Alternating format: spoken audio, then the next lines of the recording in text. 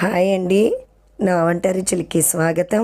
Friends, ఈరోజు నేను మన ఉభయ గోదావరి జిల్లాల స్పెషల్ చింతకాయల రామల పులుసు మన ప్రాచీన పద్ధతులు ఎలా చేసుకునేవారో నేను ఈ వీడియోలో చేసి చూపిస్తున్నాను. ఈ వీడియో ఎక్కడ కూడా స్కిప్ చేయకుండా ఫుల్గా వాచ్ చేయండి. ఫ్రెండ్స్, ఈ చింతకాయల రామల పులుసు మన ప్రాచీన పద్ధతులు ఎలా చేసుకోవాలో చూసేద్దామా మరి. అలాగే ఈ వీడియోని చూస్తున్న వాళ్ళు ముందుగా ఈ వీడియోని లైక్ చేయండి. మీరు ఇచ్చే లైక్స్ కామెంట్స్ వల్ల నా ఈ వీడియోస్ ఇంకొంచెం ముందుకు వెళ్ళటానికి ఎంతో సపోర్ట్ చేసిన వారు అవుతారు. ఫ్రెండ్స్, ఈ రామలను క్లీన్ చేయటానికి బూడిద లేదా చిట్టు లేదా ముగ్గు లేదా ఇసుక ఇలా మనకు ఏది అందుబాటులో ఉంటే దాన్ని ఉపయోగించి బాగా రుద్దుకోవాలి. ఇలా రుద్దటం వలన చేపలపై ఉన్న జిగురు పోతుంది. తరువాత తల తోక మాత్రమే తీసివేయాలి.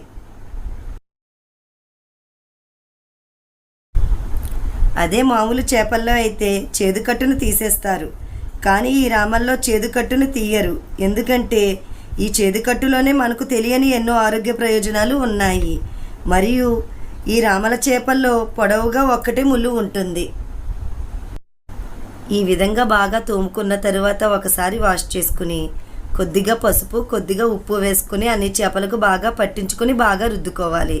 ఇలా చేయటం వలన నీచు వాసన లేకుండా ఉంటుంది. ఈ విధంగా బాగా పట్టించుకున్న తర్వాత 2-3 టైమ్స్ శుభ్రంగా వాష్ చేసుకోవాలి. ఫ్రెండ్స్, ఈ దీపావళి అమావాస్య వస్తుందంటే చాలు గోదావరి ప్రాంత వాసులు చాలామంది ఈ రామల కోసం ఎదురు చూస్తూ ఉంటారు. ఎందుకంటే కేవలం ఇవి సెప్టెంబర్ నెల నుంచి నవంబర్ నెల వరకు మాత్రమే ఈ రామలు దొరుకుతాయి. అలాగే గోదావరి జిల్లాలో కొన్ని ప్రాంతాల్లో అరుదుగా లభించే ఈ రామలు దీపావళి అమావాస్య నాటికి ఎంతో టేస్టీగా ఉంటాయి. మరియు ఈ చేపలను తినటం వలన మన ఆరోగ్యానికి కూడా చాలా మంచిది. తరువాత 1/2 కేజీ పచ్చి చింతకాయలను 2-3 టైమ్స్ శుభ్రంగా వాష్ చేసుకోవాలి. ఈ రామల పులుసుకి చింతపండు వాడటం కన్నా ఈ చింతకాయలను వాడితేనే ఈ రామల పులుసు ఎంతో టేస్టీ అండ్ యమ్మీగా ఉంటుంది. ఈ విధంగా చింతకాయలను బాగా శుభ్రం చేసుకున్న తర్వాత ఒక గిన్నెలోకి తీసుకోవాలి. చింతకాయలు మునిగే వరకు వాటర్ వేసుకుని స్టవ్ ఆన్ చేసుకుని స్టవ్ మీద పెట్టుకుని చింతకాయలను బాగా ఉడికించుకోవాలి. వీడియోలో చూపించిన విధంగా చింతకాయలు బాగా ఉడికిన తరువాత స్టవ్ ఆఫ్ చేసుకోవాలి.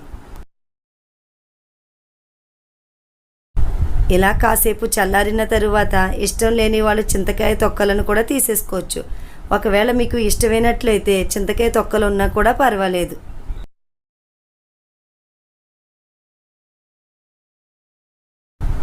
ఈ విధంగా అన్ని చింతకాయ తొక్కలను తీసుకున్న తరువాత వీడియోలో చూపించిన విధంగా చింతకాయల రసం తీసుకుని రెడీగా ఉంచుకోవాలి. చింతకాయల రసం వచ్చిన తరువాత గింజలను తీసివేయాలి.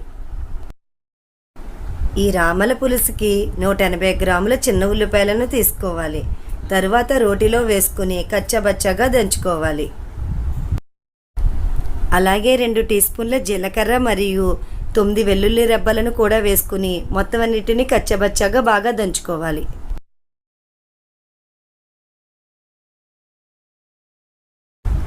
వీడియోలో చూపించిన విధంగా బాగా దంచుకున్న తర్వాత ఒక ప్లేట్లోకి తీసుకోవాలి. ఈ విధంగా చేపల కూరకి కావలసినవన్నీ కూడా ముందుగా రెడీ చేసుకుని ఉంచుకోవాలి. తరువాత స్టవ్ ఆన్ చేసుకుని ఒక మట్టి పాత్రను పెట్టుకోవాలి. హీట్ అయిన తరువాత ఒక చిన్న గ్లాసుతో గ్లాసున్నర గాను నూనెను వేసుకోవాలి. ఆయిల్ హీట్ అయిన తరువాత వీడియోలో చూపించిన విధంగా 9 పచ్చిమిరపకాయలను ఘాటు పెట్టుకుని వేసుకుని సిమ్లో కాసేపు వేగనివ్వాలి. ఇలా కాసేపు వేగిన తరువాత ఉల్లిపాయ పేస్ట్ను వేసుకోవాలి.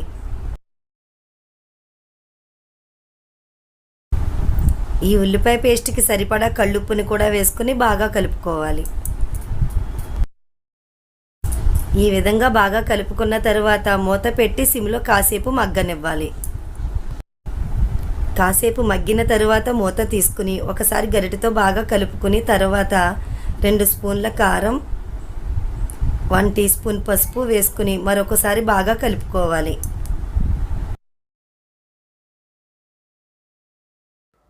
ఫ్రెండ్స్, దీనికన్నా ముందు సరిపడా నాకు చింతకాయల వేరొక రసం ఛానల్ కూడా కూడా ఉంది. వేసుకోవాలి. ఆ ఛానల్కి సంబంధించిన లింక్ డిస్క్రిప్షన్లో పెడతాను.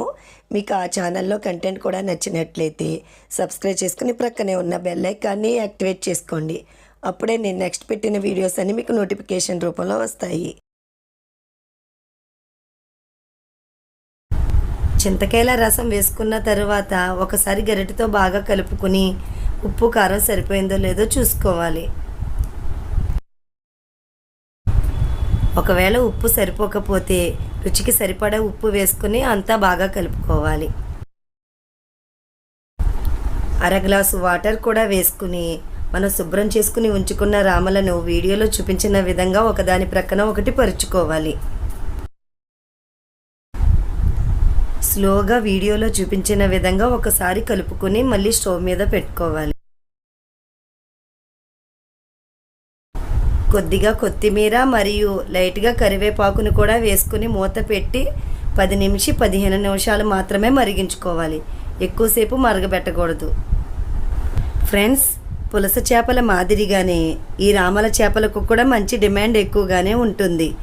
అదే మామూలు చేపలు అయితే మనం కిలోల లెక్క మాదిరిగా కొంటాము. కానీ ఈ రామలు మాత్రం ఒక్కొక్క చేప వచ్చేసి సీజన్ బట్టి 20-40 రూపాయల వరకు కూడా ఉంటుంది. మధ్యలో ఒకసారి మూత తీసుకుని స్లోగా కలుపుకున్న తర్వాత మళ్ళీ మూత పెట్టి మరిగించుకోవాలి.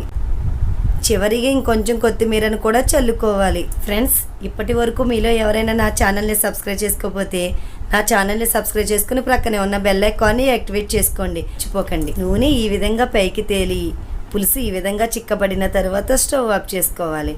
అంతే ఫ్రెండ్స్, ఎంతో టేస్టీ అండ్ యమ్మీగా ఉండే గోదావరి జిల్లాల స్పెషల్ చింతకాయ రామల పులుసు రెడీ.